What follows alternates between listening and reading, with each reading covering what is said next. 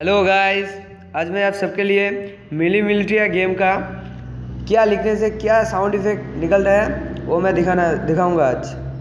ठीक है, चलिए चलते हैं गेम पे।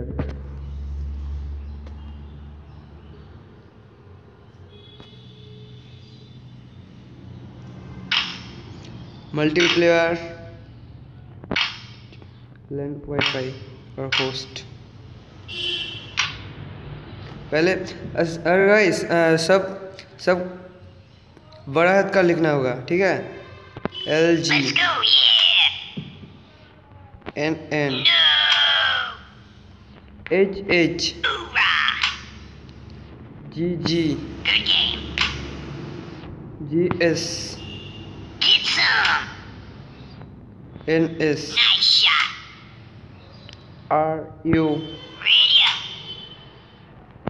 BI CB CM WP NS MO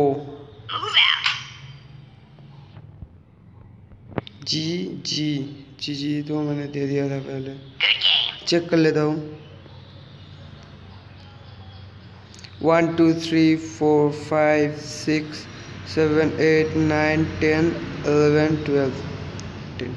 ठीक है गाइस, सब कुछ हो गया। ठीक है, ये वीडियो आपको अच्छा लगे तो लाइक कमेंट एंड सब्सक्राइब जरूर करना अगले वीडियोस के लिए।